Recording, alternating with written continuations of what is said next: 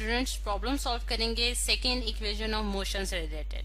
हमारे पास स्टेटमेंट कुछ इस तरह से है, a bicycle accelerates at 1 metre per second square from an initial velocity of 4 metre per second for 10 seconds. Find the distance moved by it during this duration of time. अब सबसे पहले अगर हम देखें स्टूडेंट्स के इस स्टेटमेंट से हम क्या डाटा कलेक्ट कर सकते हैं, तो आप देख सकते हैं कि इसमें हमारे पास एक बाइसाइकिल है।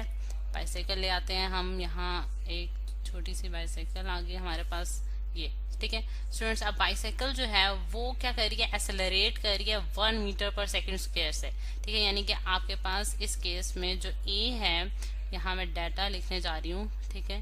डाटा जो हमने इसे कलेक्ट किया है वो हमारे पास क्या है, ए इज इक्वल्स टू एक्सेलरेशन जो है वो 1 मीटर पर सेकेंड स्क्वायर है, ठीक है।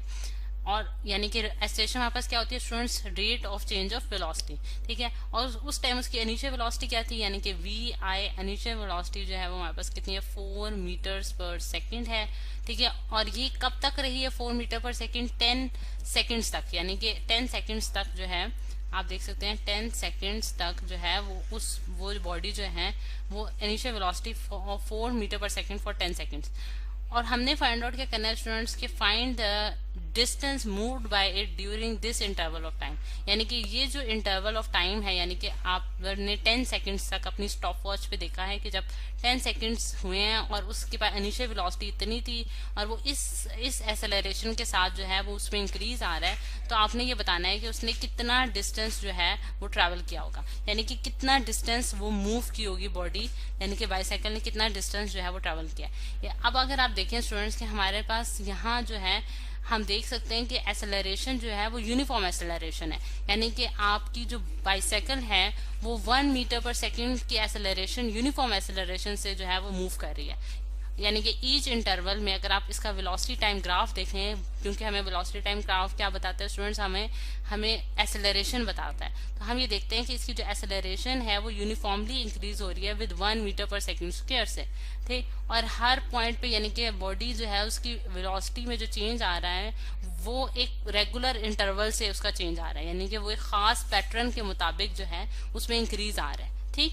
अच्छा, अब अगर हम देखें कि हमें यहाँ जो है वो कौन सी हम इक्वेशन ऑफ मोशन जो है वो अप्लाई करेंगे, ये तो हमने देख लिया स्टूडेंट्स के अगर कि हमारे पास यहाँ इस केस में जो है वो यूनिफॉर्म एक्सेलरेशन है बॉडी के पास, तो अगर यूनिफॉर्म एक्सेलरेशन है तो उस केस में हम कौन सी इक्वेशन ऑफ मोशन यूज करेंगे, क्योंकि हम जानते हैं कि हमारे पास जो 3 इक्वेशन ऑफ मोशंस हैं वो हमारे पास वैलिड होती उस वक्त है कि जब बॉडी जो है वो यूनिफॉर्म एक्सेलरेशन से मूव कर रही हो, ठीक। तो अब उसमें हम तीनों इक्वेशंस ऑफ मोशन जो है वो यहाँ मैं लिख देती हूँ। हमारे पास जो पहली इक्वेशन है वो V F is equals to V I plus A T है, ठीक है। सेकेंड इक्वेशन जो है स्टूडेंट्स हमारे पास क्या है, एस इज इक्वल्स टू, या फिर आप डी भी लिख सकते हैं, डी या एस जो है वो बेसिकली किसको शो कर रहा है स्टूडेंट्स, हमारे पास डिस्टेंस को शो कर रहा है। तो डी इज इक्वल्स टू हमारे पास क्या है, V I T plus half A T square, ठीक है।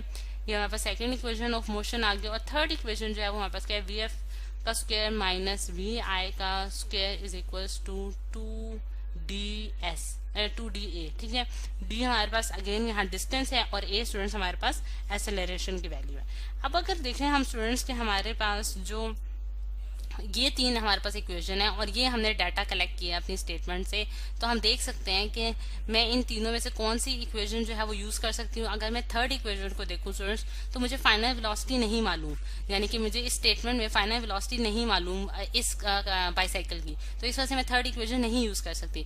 अगर मैं फर्स्ट इक्वेशन को देखूँ अगेन तो मुझे फाइनल वेलोसिटी नहीं मालूम, इसलिए मैं ये भी नहीं यूज करूंगी और ये भी नहीं यूज करूंगी। तो मेरे पास जो एक इक्वेशन रह जाती है वो हमारे पास है सेकेंड इक्वेशन ऑफ मोशन, जो कि मैं यहाँ जो है मुझे वैलिड नजर आती है, जिसको मैं यूज कर सकती हूँ। अब सेकेंड इक्वेशन को यूज करते हुए स्टूडेंट्स हम डिस्टेंस की वैल्यू जो है वो फाइंड आउट कर लेंगे। D is equals to V I T plus half A T square, ठीक है। अब आप देख सकते हैं कि वी आई की वैल्यू हमें मालूम है जो कि 4 है, 4 को मल्टीप्लाई करूंगी टाइम के साथ जो कि 10 सेकेंड्स का है, प्लस हाफ हमारे पास एक कांस्टेंट टर्म आ रही है, ए जो है वो एक्सेलरेशन है जो कि 1 मीटर पर सेकेंड स्क्वायर है, और अगेन हमारे पास टाइम का हमने स्क्वायर करते हैं, ठीक है, टाइम का स्क्वायर।